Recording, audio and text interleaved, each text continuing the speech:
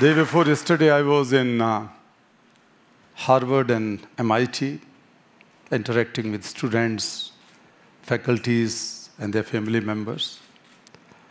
And I asked a question to these brightest of the bright people.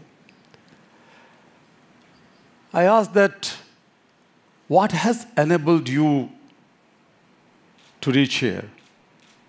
And the answer was several answers. Some said opportunities, education, parents, hard work, many things. One of the faculty members replied that I aspire for my 13-year-old to become even better and bigger than me, safe and bright future for him. If I ask this question to all of you, the answers would be more or less same.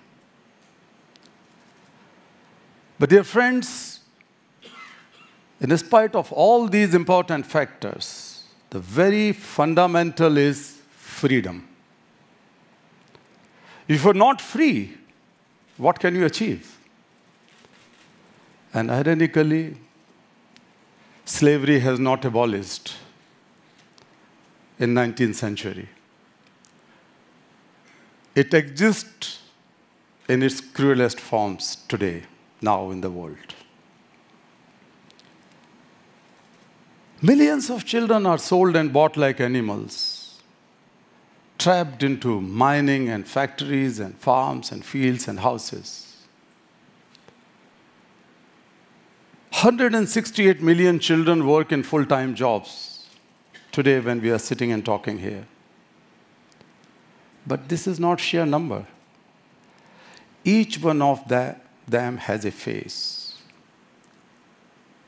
that has to be acknowledged, that has to be recognized. But coming to that big struggle, let me begin with my own story. I like actually the idea, Larry, the giant leap. Great idea. Actually, my whole life is something like taking giant leaps time to time. The very first day of my schooling was the beginning to understand the world with a different perspective. I saw a boy, my age, 5 or 6-year-old, sitting outside school gate. I might have seen children working before like that, but I never noticed. That was the sharp contrast. I was going to school and all my friends.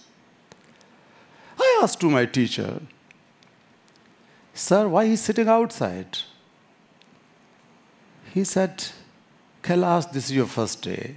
Make friends. This is common." The headmaster said the same thing. My parents, friends. But it was not convincing. I used to go to school every day and come back and saw that boy, and it made me disturbed. And one day I gathered all my courage and asked to his father. And he said, "I have never thought about it. I have never thought about sending my son to school." And then he said that you don't know that we people are born to work. Why some people are born to work at the cost of their childhood? And why someone like me is free to go to school and have dreams and aspirations for life? Perhaps I was good in my studies, so my parents aspired to make me an engineer, that I became. I worked as an electrical engineer and taught in the university for about a year and a half. But my passion was different. So in 1980, I decided to give up my career. That was very hard because it was the time when the whole notion of child rights has not been endorsed by the international community. The United Nations Convention on the Rights of the Child was adopted in 1989. Most of the countries did not have any laws against child labor, child trafficking, just 35 years ago. And harder for me because I don't come from a rich family. My mother was a widow and she had to work hard to make me an engineer. When I quit, she cried and cried for many days. It was hard for a son. But there were millions of children who were even worse than me, so I thought for them.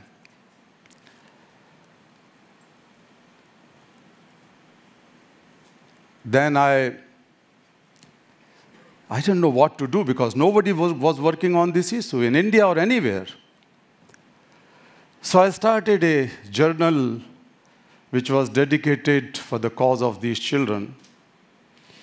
And those days, we did not have Google or YouTube or Wikipedia or Facebook or Twitter, these kind of things, social media. So I had to depend on the very conventional way of educating people. So one day, a desperate father knocked door. His 15-year-old daughter was about to be sold to a brothel. And I was shocked to hear his story that 17 years earlier, he and his newly married wife, along with a number of other people, were trafficked to work at a brick kiln. They were forced to live and work there. All their children were born and grew up, including this 15-year-old. And one day, the mother heard that her daughter is being negotiated, her price to a brothel man. You can imagine being a father. Many of us are fathers. The father ran away in the middle of the night without knowing where he was going to. Somehow, he jumped into a truck and reached in a place in Punjab called Chandigarh. And he coincidentally met a person who was the subscriber of my magazine. And this man said that go and this person will write you a story. Dear sisters and brothers, when I was writing that story, I gave up my pen as a journalist. I started thinking that if she was my daughter, what would I do? I'm not going to write and wait for the government to act or not act. I will do every possible thing and turn the whole world upside down. I asked to this guy, his name was Vasal Khan. I said, Khan, don't worry, I'm going to rescue your daughter. He said, no, these are mafia people, they will kill you. I said, believe me, I was 26-year-old, young. I am still young. A Nobel Prize does not make anyone old and mature. So I told him that I'll go. We went there. I collected some friends and some money. I asked my wife to sell her ornament so that we can hire a truck. But we had to come empty hands. We were beaten up badly. Our camera was snatched away. And Basal Khan was caught there. We came back to Delhi, but I did not give up. Went to the court with the help of some lawyer friends. And in a few days' time, we were able to rescue 36 children, women, and men. And when I was bringing all those children after freedom, I tell you, I cannot really tell you the experience I had. It was divine. It was so sacred. I realized the freedom first time.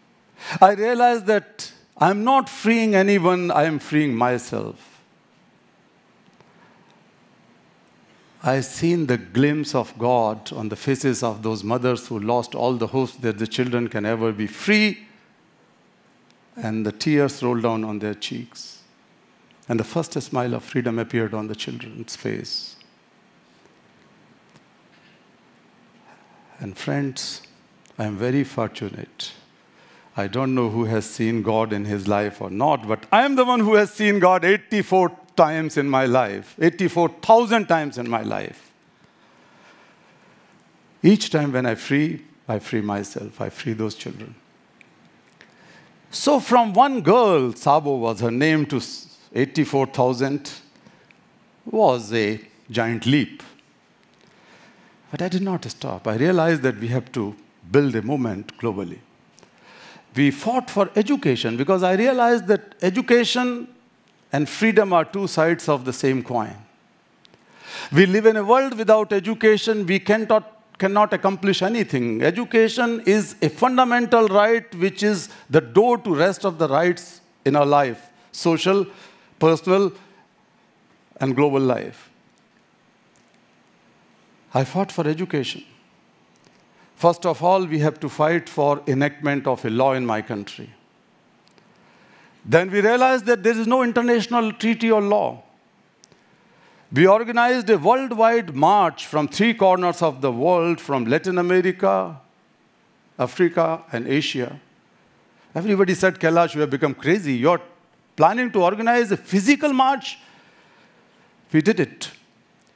That was 80,000 kilometers march, which went on across 103 countries in 6 months' time, with a demand that international community should enact a law against slavery, trafficking, forced labor for children. And we succeeded. When we reached Geneva, no government.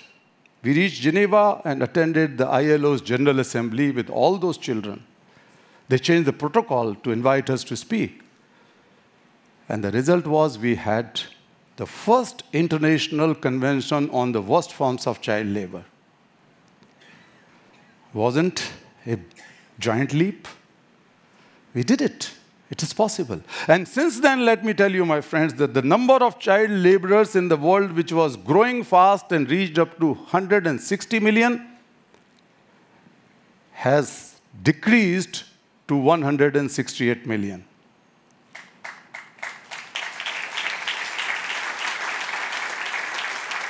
So 16 years or 15 years is not a big time in the history of humankind. And that makes us to believe that we can abolish child labor and child slavery. We realized that, as I said, education was important. So I brought a number of international organizations and founded the worldwide movement for education, what we call the Global Campaign for Education. We called teachers' organizations, involved students, and in the first year there were 5 million students joined with us for this demand for education for all. Demanded that all governments should make education as human right, fundamental right, and make laws and invest in it. The next year, we made a bigger leap. 8.5 million people participated in it globally. Education has been brought into the global political discourse. And that has gone into Guinness Book of World Records. No other bigger social mobilization for the cause of education, and that was in one day. I did not stop there. I started thinking of a bigger thing. And during 2008 FIFA World Cup, we launched even a bigger campaign for petition, demanding the governments to spend more money on education and more ODA support for education. 21 million people signed up the petition. And we succeeded it again in bringing this whole issue to a different level. So thank God that now, last year, I have been conferred with this Nobel Peace Prize. So I have bigger idea for a bigger leap. And that is not possible without you and without you.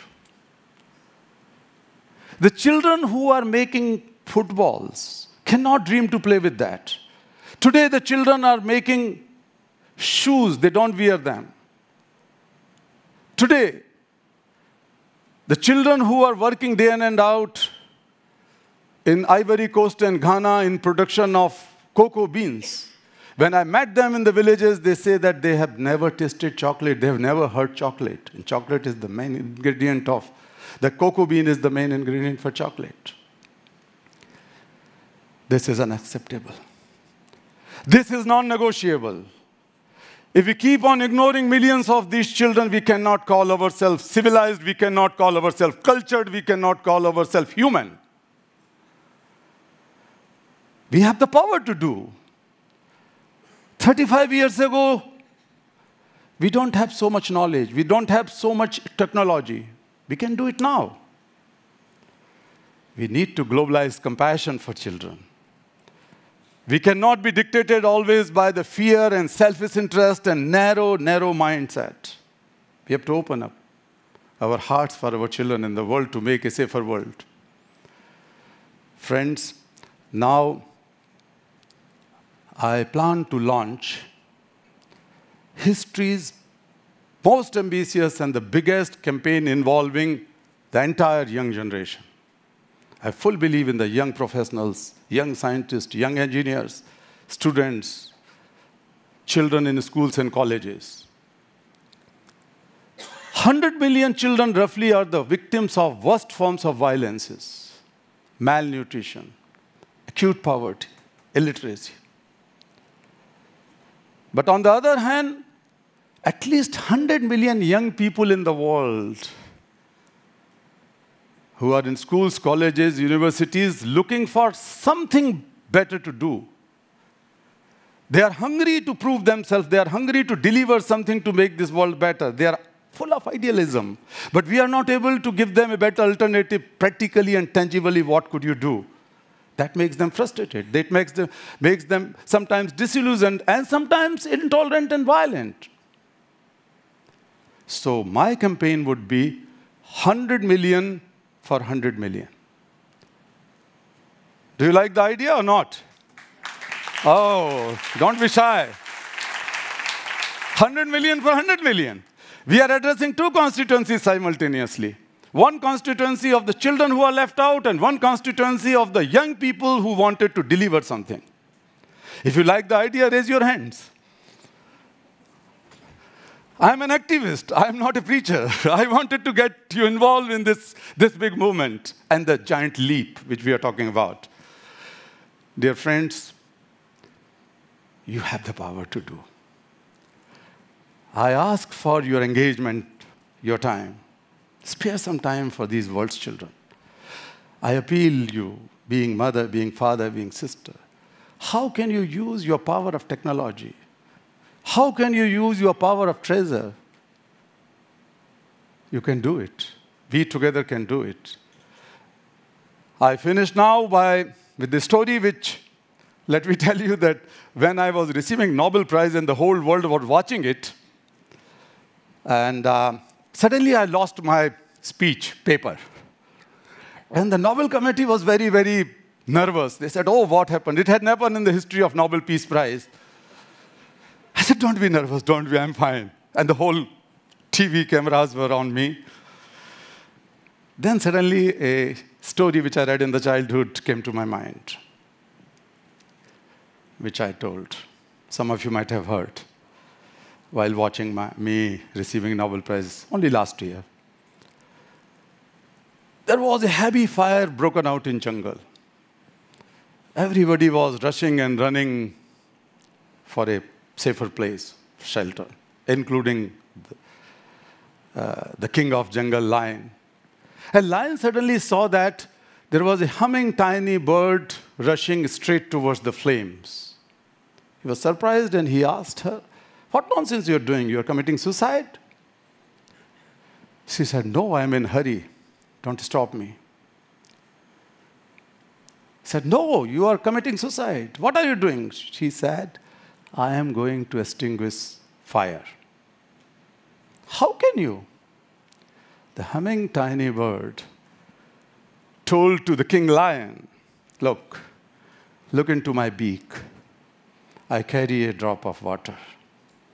I'm living in this jungle. This belongs to me and I belong to jungle. I'm carrying this drop of water and I am doing my bit. Dear friends, 35 years ago, my mother was crying. She had no money. I had no money. I was married. I didn't have money for my son to feed. But I was adamant. Nothing could deter me because I was carrying a bit in my cheek. in my beak. Small bit of water. You are more powerful. You are more knowledgeable. You are all my brothers and sisters. I call upon you to be change makers. History is never written by those who just sit and clap at the fans. History is written by those who jump in the ring without caring they will lose or succeed. I want you to see you to makers of the history. Let us together be the first generation, a legendary generation which can say with pride that we have seen the end of child slavery in our lifetime. We will make the history. Thank you so much. Thank you so much.